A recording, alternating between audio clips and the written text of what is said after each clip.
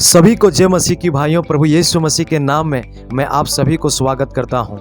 आज हम लोग पहला सामुएल की किताब उसका 1 अध्याय 1 से लेकर 20 पदों तक परमेश्वर की वचन से हन्ना के जीवन से हम लोग आत्मिक बातों को सीखेंगे। हन्ना हमें लगातार प्रार्थना की शक्ति को सिखाती है।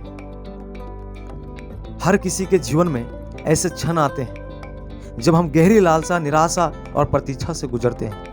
हन्ना के जीवन में हम एक ऐसी स्त्री को देखते हैं जो अपने दुख के बावजूद यह सिखाती है कि कैसे ईश्वर को पूरी लगन से खोजना और उस पर पूरी तरह भरोसा करना चाहिए।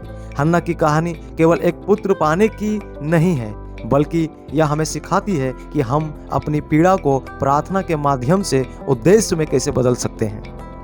पहला पॉइंट, हन्ना का दुख। पहला सामुएल 1 अध्याय 1 से लेकर 8 पद। हन्ना अपने पति एल्काना से बहुत प्रेम करती थी और एल्काना भी उसे बहुत चाहता था, लेकिन वह बांझ थी, निसंतान थी। उस समय यह एक बहुत बड़ा कलंक माना जाता था। दूसरी ओर एल्काना की दूसरी पत्नी पनीना हन्ना का अपमान और मजाक बनाते रहती थी क्योंकि हन्ना बांझ थी। इससे हन्ना का दिल दुख से पूरा भर गया था। कल्पना कीजिए कि आप एक भारी बैग में पत्थर भर कर चढ़ाई कर रहे हैं और हर कदम मुश्किल और हर दिन एक संघर्ष है। यही हन्ना की स्थिति थी। अधूरे सपनों और हर दिन अपमान का बोझ उठाते रहती थी, लेकिन ये सारे अपमान को वो कहीं जाकर अपना भड़ास न निकाल दी। पनीना के साथ जाकर वो लड़ाई नहीं की, परंतु वो हृदय में रखकर वो परमेश्वर के पास जाकर उंडेल दी। यदि वो परमेश्वर के पास जाकर ना उंडेलती तो शायद उस घर में हमेशा क्लेश और झगड़ा होते रहता। एक प्रेशर कुकर के समान समझिए। प्रेशर कुकर में अगर हम उससे भाप ना निकलने दे तो प्रेशर कुकर फट सकता है, लेकिन जब उससे भाप निकलते रहता है तो अच्छा खाना पकता है। जब हम अपनी भावनाओं को, अपने दर्दों को, अपने दुखों को अगर अपने दिल में दबाए रखें तो वो फट सकता है, लेकिन उसको परमेश्वर के सामने जाकर उंडेल देने से हमारे दुख हल्का होता है। और वही हन्ना प्रार्थना के द्वारा की, जो हम दूसरा पॉइंट में देखते हैं, हन्ना की प्रार्थना। पहला सामुएल उसका 1 अध्याय 9 से लेकर 16 पद। हन्ना ने हार मानने या क्रोधित होने के बजाय प्रभु की ओर रुख किया। उसने मंदिर में आकर अपने प्राणों को, अपने दिल को उंडेल दिया। उसकी प्रार्थना इतनी गहरा था, इतना गहन थी कि याजक एली ने सोचा कि वह नशे में है, परंतु हन्ना मौन होकर, चुपचाप होकर, आंसू बहाते हुए प्रभु से विनती कर रही थी। जैसे कोई माँ अपने बीमार बच्चे के बिस्तर के पास बैठकर आंसू भरी आंखों से चुपचाप प्रार्थना कर रही हो, बिना शब्दों के भी मन से परमेश्वर से गुहार लगा रही हो। जब जीवन आपको घुटने पर ला दे तो वहीं बने रहिएगा भाइयों।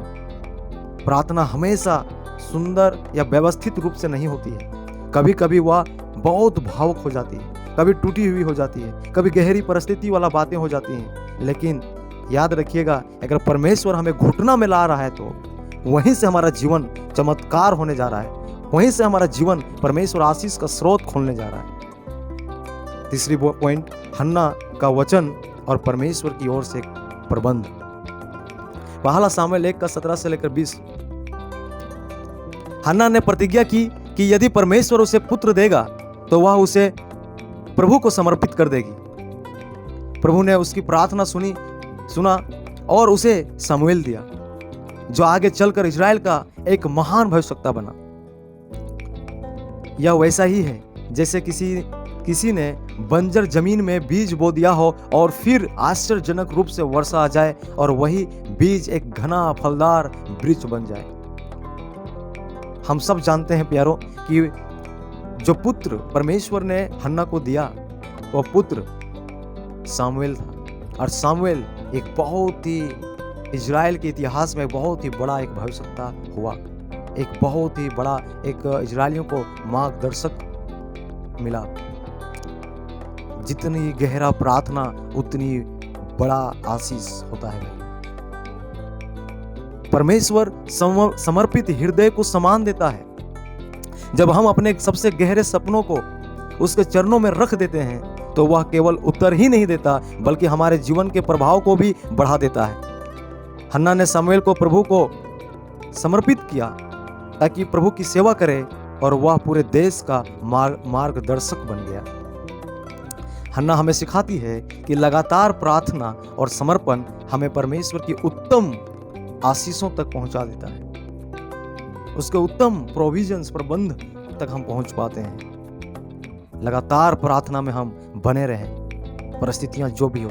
आप और मैं जितना ज्यादा परमेश्वर के साथ समय बिताएंगे उतना ज्यादा हम इस अंधकार भरा दुनिया से निकलकर उस ज्योति के साथ अपना संगति को बनाए रखेंगे। इसमें से जो हम सीखें, दुख में प्रार्थना और प्रतीक्षा में भरोसा रखें और आशीष मिलने पर समर्पण करें। प्यारों, आपके जीवन में जो भी परिस्थिति हो, हार न माने, सारा दुख परमेश्वर के सामने उंडेल दे। प्रेशर कुकर को खुलने दे ताकि उसका गैस निकलते जाए, खाना अच्छा से पके। इसी तरह हमारे भावनाओं को परमेश्वर के सामने उंडेल दे, उसको निकलने दे ताकि हमारा मन हल्का हो। हम किसी मनुष्य के सामने अपने हृदय को ना उंडेले, नहीं तो हम मजाक सिर्फ बनकर रह जाएंगे। आप अपना सारा हृदय प्रभु के चरणों में उंडेले और प्रभु आपको सम्मान देगा, प्रभु आपको आदर करेगा और प्रभु आपको बढ़ाएगा। और आप सोच भी नहीं सकते हैं कि परमेश्वर आपके और मेरे जीवन से कितना अद्भुत काम कर सकता है। इतिहास उठा के देख लीजिए, जितने भी लोगों ने बड़े बड़े परमेश्वर के काम किए हैं वो सब लोग एक सामान्य व्यक्ति थे, लेकिन जिसने परमेश्वर के चरणों में आकर अपने हृदय को उंडेला, वे लोग अपने जीवन में बहुत बड़ा अद्भुत काम को किए। बहुत बहुत धन्यवाद सुनने के लिए और इस वीडियो को देखने के लिए। जरूर आने वाले दिन में हम और वीडियो बनाते रहेंगे, लेकिन आपका सपोर्ट चाहिए। लाइक, शेयर, सब्सक्राइब कीजिए और हमें उत्साहित करते रहिए। प्रभु आपको बहुत बहुत आशीष दे भाइयों और बहनों। Thank you so much.